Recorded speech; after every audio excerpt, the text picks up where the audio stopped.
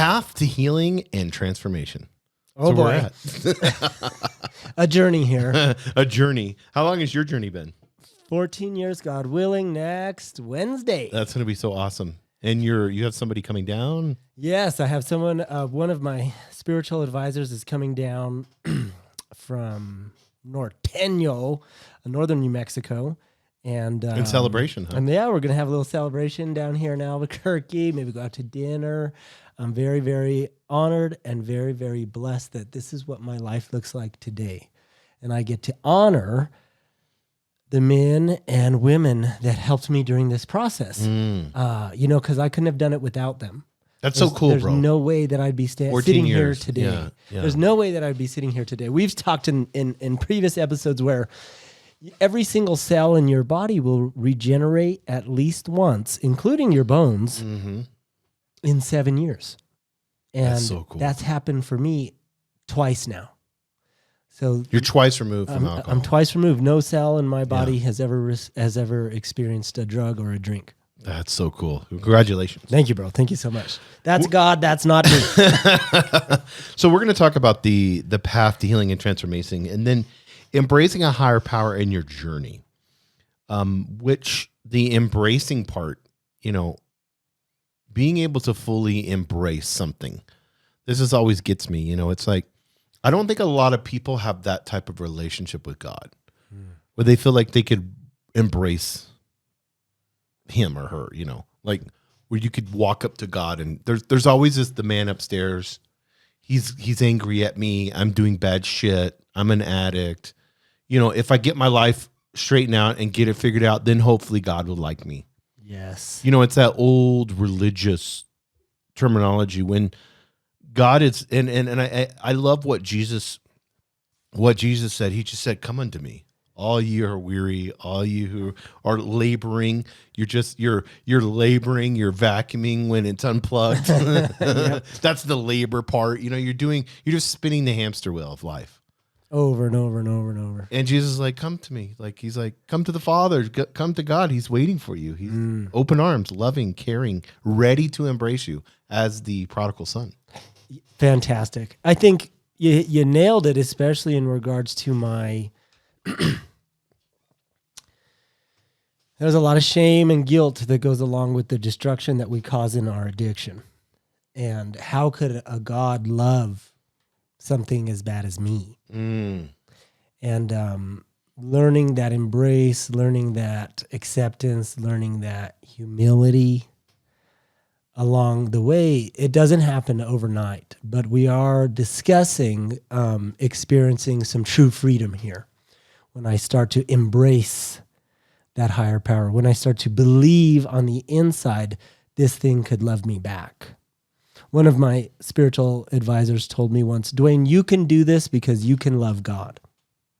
That's so good. I didn't know what the hell he meant. I was like, "Oh, well, okay, thanks, Bobby." And maybe this is a little bit of what he was trying to suggest to me, that I can't get sober on my own accord. I can't really solve the problem of my life with the mind I have. I need something other than that. I need something bigger than that. And that relationship can evolve. It can start out as, "God help, please. God, I need some fucking help. Please help," into, "This is the highlight of my life. I don't want to do anything without this."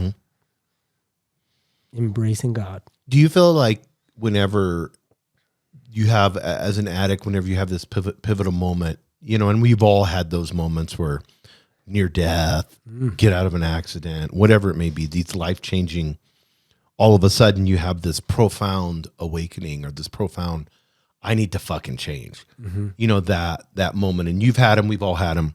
You had them at the hospital, Yes. Wearing a dead man's shoes. When we're standing at that threshold, what do you think creates the pivotal moment?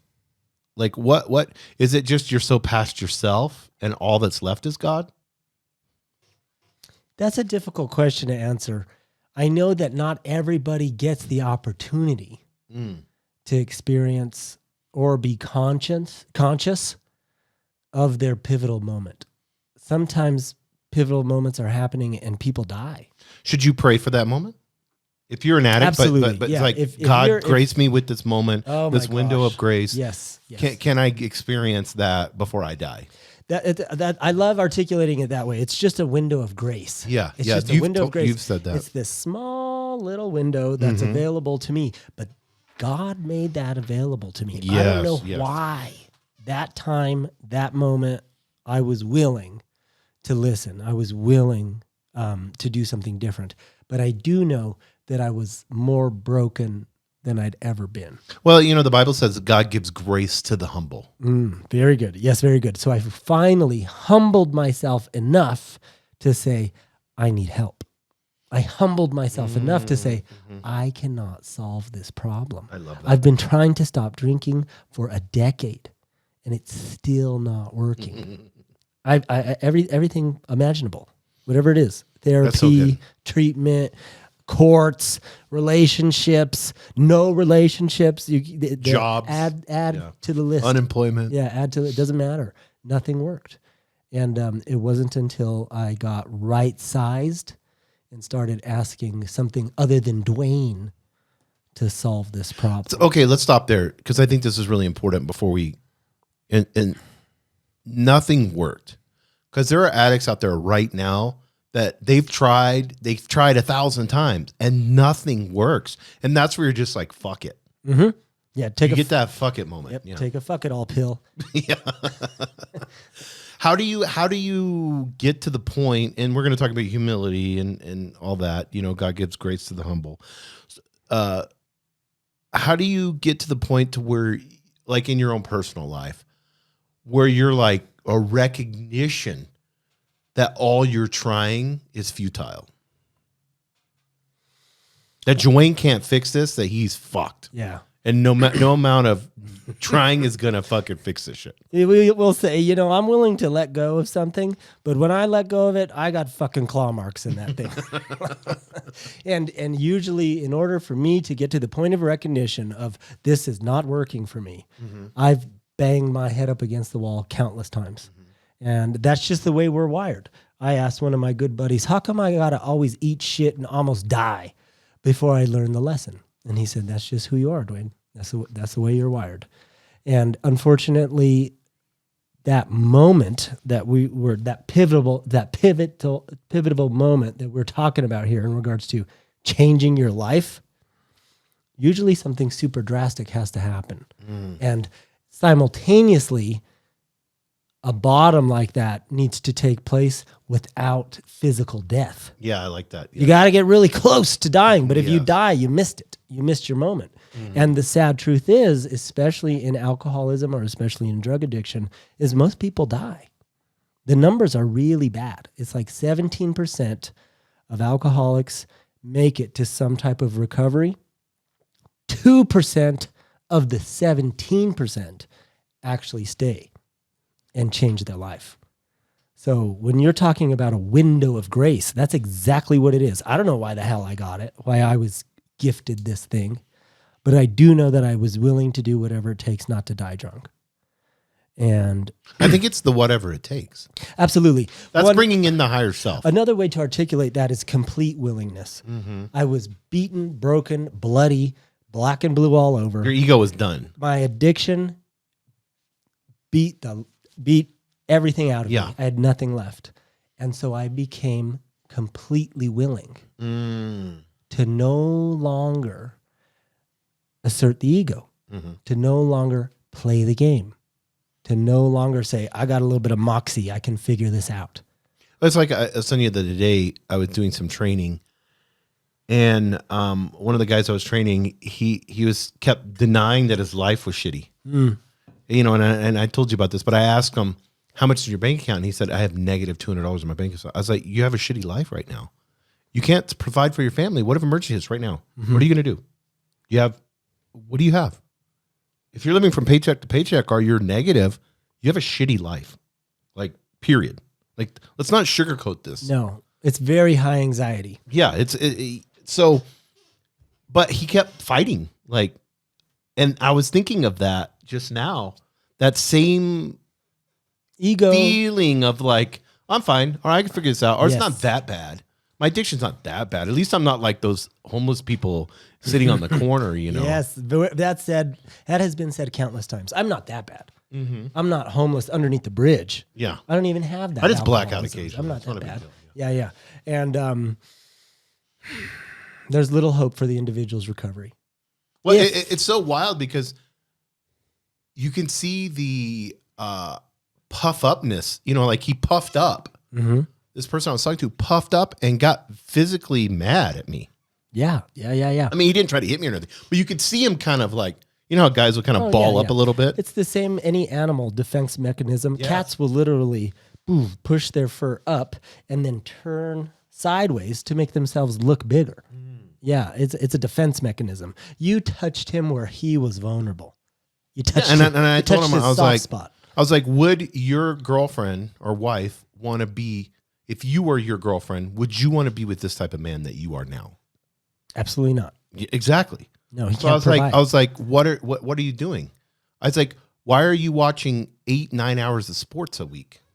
Why are you don't have time. That's a luxury. You don't have time to do that shit now. You got to like figure out, I need income. Yeah. And I need it now. You know, and he was talking, well, he was going to his past. Now he wanted to make excuses that his life, I was an addict before 2 years ago. Now I just have $200 less in my bank account. So I'm good. At least I'm not being an addict. You know what I mean? Now that's fine. I get that part. You know, at least you're not relapsing.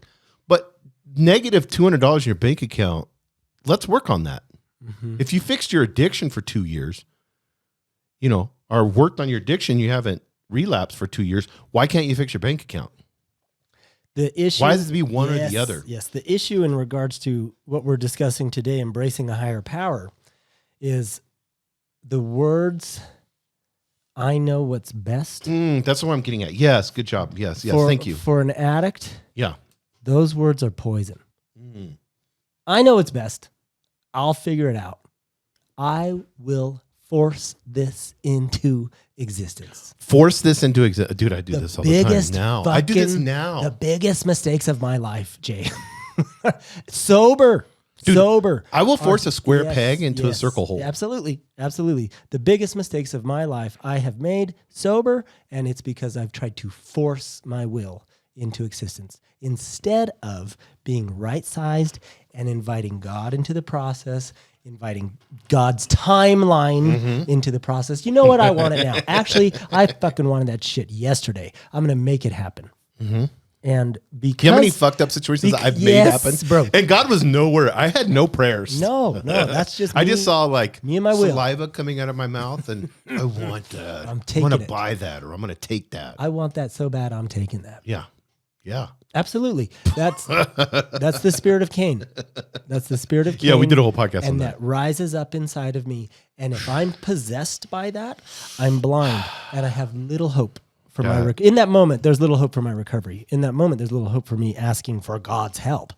So we need to be in a position by this point in our journey. We need to be in a position where I already have established a relationship with this higher power, and I'm becoming more and more and more dependent on that higher power than I am on me. We say, I would rather be dependent on infinite God than my finite self.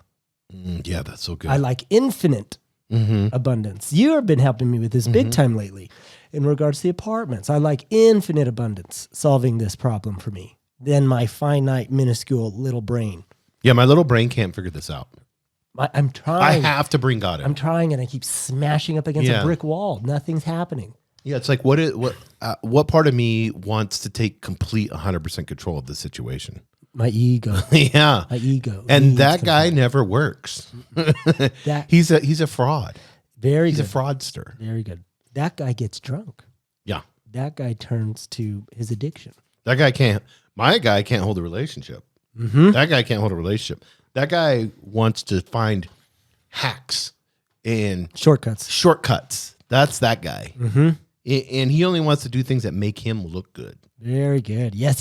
So He doesn't want humility. This is great. It's a strategy. Dude, you just hit me so hard with that force thing. It's a strategy. It's so true. It is a strategy to move through life. I can move through life forcing things into existence. However, it's a losing strategy. We say all the time, sometimes good is enemy of the best. That's a good strategy, especially for like the entrepreneurial spirit, the high performing spirit. Addicts are entrepreneurs. Like we get shit done. You have to have faith in order to create. Yes. And we live that way. It's like drug dealers are like amazing entrepreneurs. Yeah. They bust their ass to the best salesmen in the world. Yeah. Running around, seeing people driving here, driving 24 there. hours a day, you don't even sleep. Yeah. 7 days a week. However, if I'm forcing that into existence rather than inviting God into the process, it's a losing strategy. Yes. It's a losing strategy because I'm not tapping into the infinite abundance that's available to me. If God could help me stop drinking, why the fuck couldn't that same power help me get a job and shift the bank account from a negative to a positive? So why limit this power? Why limit this relationship? I think it's because it's so wanting to focus on what I believe is fundamentally holding me up. Like it's a fucked up, there's only 2 legs on the chair, but I can kind of halfway balance it. Sometimes I fall, but at least I know it's my chair. And I can feel it. And you're asking me to believe in something I can't see, taste, smell. You know what? The funny part is once you surrender more, Carl Jung calls them synchronicities. Then you begin to see the higher self working, you know, or God working, and you get to be, and then it's like, oh, that was a miracle. Yeah. Oh wow, that was a miracle. You know, I mean, you're doing Course in Miracles now. It's like just to be able to forgive people is a miracle. That's the greatest miracle. You can view the world in 2 ways: either everything is a miracle, or nothing is a miracle. And miracles, if we're on spiritual path, according to ACIM, they should be happening often. So forgiving myself and forgiving my addiction, you know, realizing that it doesn't have power over me, realizing that, and I want to get to it. I want you to comment on this. Our literature says this is a sacred turning point where we choose to open our hearts and minds to a power far greater than ourselves, a universal force that guides us towards growth, healing, and ultimately transformation. The key phrase on here is when we choose. So we have free will. We have the choice. What does it look like to open our hearts and minds to that power? Like when you think of your heart and mind, what are you thinking? Well, I'm thinking that my mind is a pretty dangerous place to be. The logic side, yeah. Yes. The ego exists there. And I'm also thinking that maybe the heart could be better described as maybe the conscious or even solar plex, the inner being. And really, it's a beautiful idea to marry the two. So maybe what we're discussing is, how do I bring those things together? Do I want to just make decisions from my ego and my self-centered perspective? Or do I want to start asking those things to work in relationship, God and my ego, and see how my life transforms? That's so see good, what energy, what new energy is available for me. Some of my favorite literature says when you give your will back to God, you can do that as much as you'd like because that's the proper use of the will. You will be ignited. Life will mean something at last. You won't get tired. It's like, I'm not burning up wasted energy trying to force shit into existence. Actually, things are unfolding, the synchronicities you mentioned, left and right. And I'm a little excited about it. It's like, wow, I want to get up out of bed and do this. Let's see what unfolds today. God, direct my thinking today. God, make me useful today. God, help me help somebody else today. These are powerful ways to enter the world.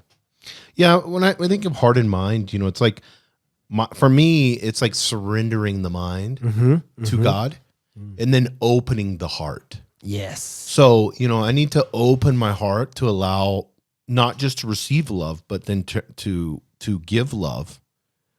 And that's hard when you're selfish, when you're an addict. But my mind is just surrendering that monkey mind, that craziness, the forcing that you talked about, all that ugliness. For me, it's kind of ugly. It's not godlike. What I'm thinking about all the time. How can I fuck this person over? How can I fuck this person? How can I, get to the point to where I'm successful, and who do I need to step over, to be, and then what does success look like? Well, fuck you, Jason. You're not even close to being successful. The whipping, the lashing of myself. Yeah. You can't be hard on me because I'm hardest on myself more than anyone, Me too. all those things. And it's like, if I allow myself to love myself from a state of, if I realize how much God loved me, then why am I so mean to myself? Why would I not allow God's love to influence the way that I'm viewing myself? And why would I not give myself love, and allow my heart to open up? What part of me doesn't want to cry in a movie, even though I'm like barely trying to keep it together, that's all that pride. It's the same thing. But I can't. And we say this, a universal force that guides us towards growth, healing, and ultimately transformation. The growth and the healing has to be there. And in this meat suit, whether you believe in reincarnation or not, or whatever we want to call it, I believe in spiritual evolution. We're just evolving from meat suit to meat suit. This is the growth and the healing that has to happen for me to go to that next level. This is the matrix of the mind. Rudolf Steiner talked about, before there was like this, you live in a matrix and the movie and all that. He talked about this in the early 1900s. He believed that we were playing a spiritual evolution game. Yes. And that the earth, we were put here in this dimension in earth to learn these lessons, to spiritually evolve, to grow closer to God. So I need a hard knocks addict life now. Yes. This is which is cool because the other person looks like they got it pretty fucking easy. They were born into wealth and just chilling by the pool and relaxing, and they don't have any addictions or any problems.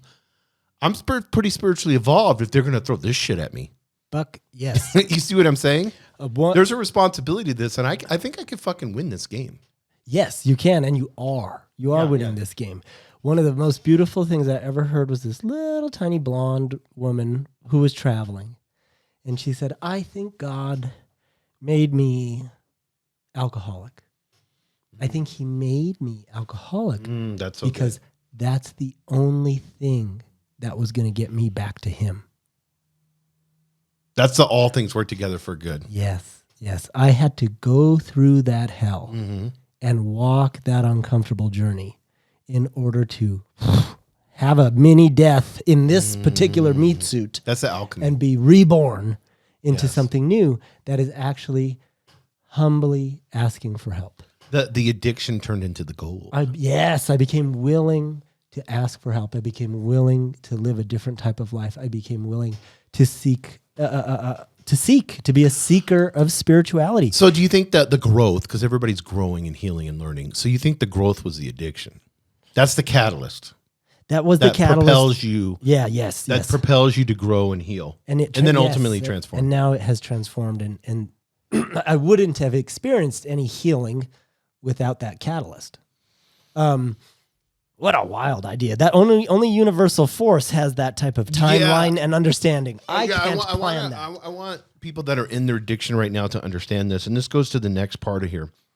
You have to understanding that surrendering your human limitations, not in defeat, but that if you let go, that is the miracle, is the letting go. The letting go is actually strength, wisdom, and guidance.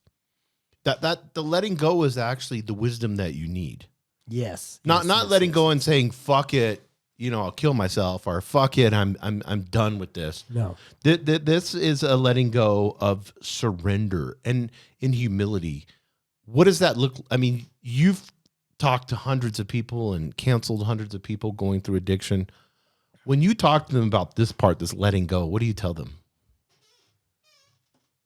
Well, I tell them all it takes is everything you got. Yes, that's good. I've been trying to run my life this way for how many years, and it's not getting any better. Mm-hmm. It's like, keep doing what you're doing and keep getting what you're getting. Another common phrase is, if nothing changes, nothing changes. You want your life to get better, but you're not doing anything fucking different. Yes. It's the insanity. Yes. Doing the same thing over I'm and doing over the again. same thing over and over again, expecting different results. But they think their words will make Yes. things change. And really, it's worse for intelligent people, because intelligent people have pretty words. Yeah. They know the right things to say. This time I'm not going to do this. But if my lips don't match my feet, it doesn't mean anything. Doesn't mean anything. So we start saying at this point is is get busy. Start taking action. If I'm a person who has faith in a higher power, what does that look like? So the letting go is getting busy. We say willingness and humility is a verb. Those are verbs. If you're willing, prove it. If you're willing to have God act in your life, if you're humble enough to invite that power in, show me how. Tell me how. It's like, okay, I hit my knees in the morning and I pray. Or I made my fucking bed. I made my bed. I took action. Why do you take action? Why do you make your bed? I make my bed because it's a discipline. The same way, that was the same way I started approaching God. I'm going to pray. I'm going to ask God for help because it's a discipline. Not because I want to or because I even believe in it. I just started doing it because I was told, try this. Maybe it's different enough in order to change your life. You want to change, prove it. Well, you did a lot of hard work to fuck yourself up. Yeah, didn't get repaired overnight. You're not going to say one prayer or rub a genie lamp and then Aladdin's going to pop out and you're going to be on some magic carpet with a princess. That shit is only in fucking Disney. Right. There's bears that you can hug in Disney. A real bear will fucking rip your head off. You go hug a bear and see what happens. This is real life. Real life is you've done years and years and years of bad compound interest to fuck your life up. Right. So guess what? It's going to require a lot of fucking discipline. How many times did you pray? Every day, how many times when you were going through this struggle to God? How many times did you pray a day? Thousands. Think about that, guys. Did you hear that? Thousands. On average, we have 60,000 thoughts a day. So I know it was thousands. It wasn't 60. Yeah. But I know I was praying thousands. Every day, thousands of times. God help me with this addiction. God help me. Yes, God relieve me of my obsession. God relieve me of my obsession. Over and over and over again. And I say this to be of service to someone who is suffering now. I think my numbers are even higher today. I know my numbers are higher today. I've learned to continue this type of spiritual practice, this type of turning it over, this type of humility, praying and inviting God into my life, because I got such a good life from it. So I know that my numbers are even higher today than they were when I was raw, dying, trying to get sober. That's so good, bro.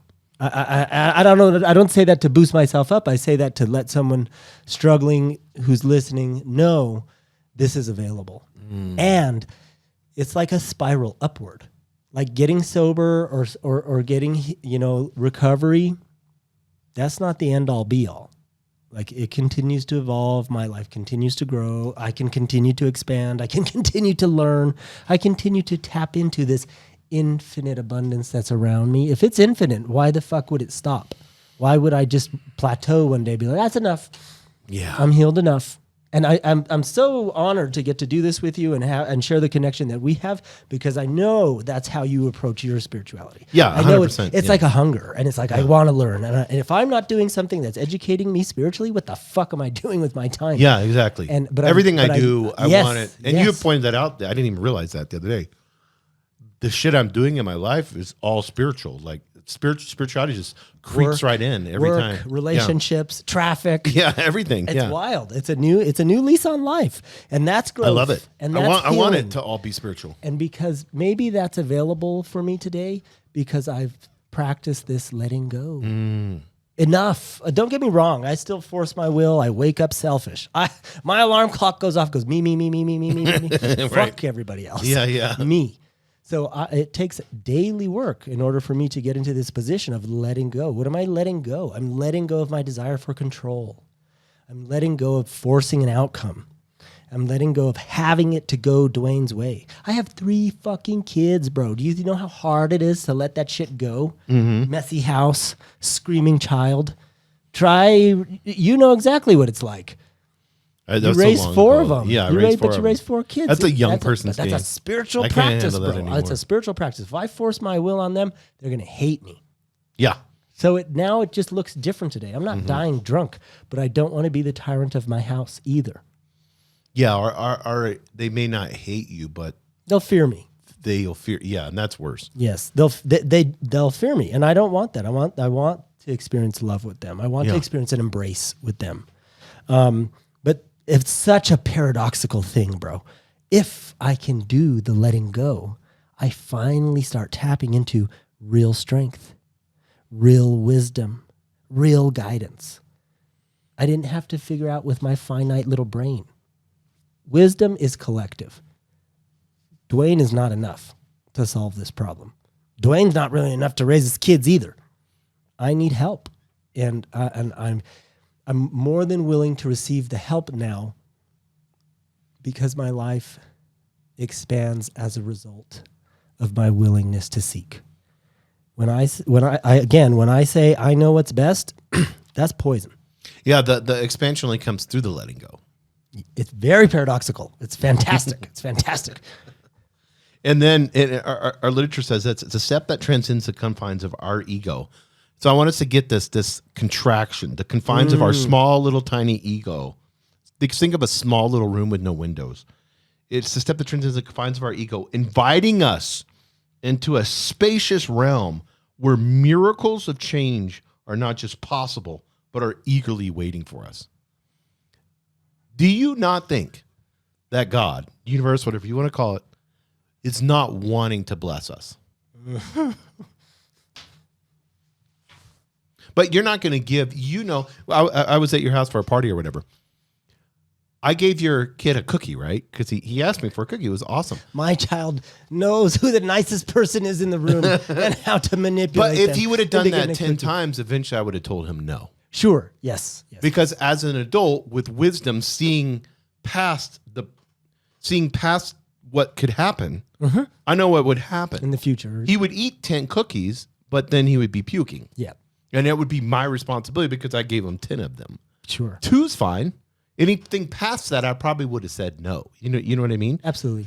And I always think of it, if God is in the helicopter looking, and I've said this before, looking at the whole parade, because he's not bound by time, space, or any of that. So the universe just has this one continuous movie script. Then we're in the movie looking at and watching, seeing, getting emotional about each one. He made the movie. He knows all about it. He knows all the intricacies and everything. The producer knows everything about the movie, ins and outs, the editing, every soundtrack, everything. God knows all that. He knows giving us 10 cookies is not. He's not going to give us 10 blessings. I mean, the whole talents, where Jesus talked about that. It's only what we can handle. So as an addict, especially when it comes to me in my life, I cut myself short of the miracles because I'm not willing to let go, or I'm wanting to force. And when ego happens, the confines of our ego, this spacious realm, this universe of miracles of change that can happen in my life, I'm not allowing that. Man, and it's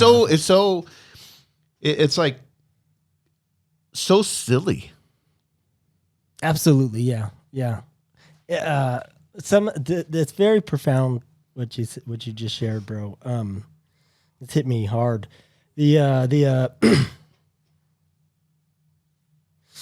of the things that we've been discussing recently are more God, less bullshit.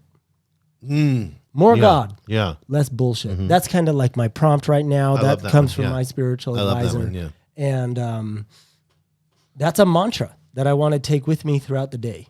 If I can't use God and a curse word in the same sentence, that God's not big enough for me.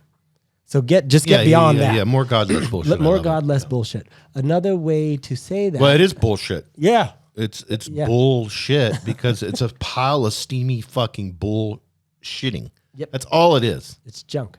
It's not real. It's not real and it's a waste of my energy. Mm-hmm. Another way to say that, we were discussing earlier, God, I prioritize my relationship with you over fear. Yes. God, I prioritize my relationship with you over fear. The fear is the bullshit.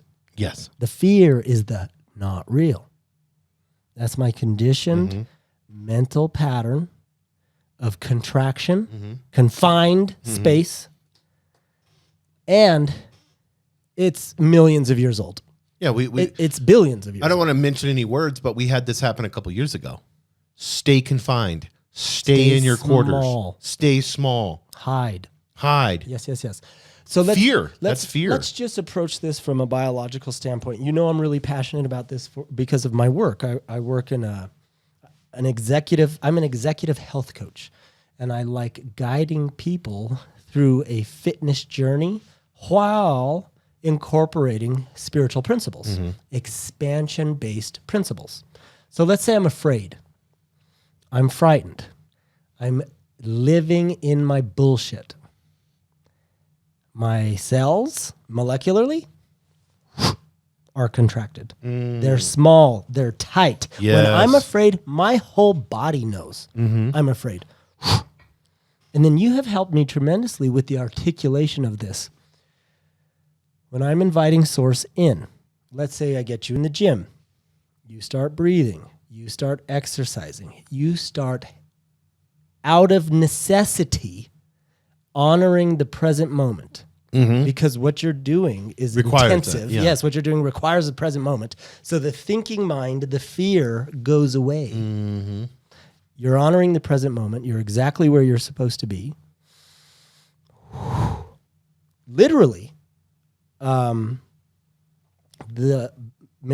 biology that's taking place is called vasodilation. My blood cells, my cells literally expand. They enlarge. They open up, like that heart chakra you were talking about. They open up. So if my cells expand, I literally get bigger. That means there's literally more surface area for me to receive new information. Yes. What's the new information? The new information is more God, less bullshit. Yes. Yeah. The new information is my body is strong and healthy. My body is strong and healthy. The new information is I am wildly successful because I'm connected to the present moment, not because of my bank account. So we start incorporating these spiritual principles while exercising because I'm no longer confined. I'm starting to experience the spacious realm that's available for me when I touch the present moment, when I touch God.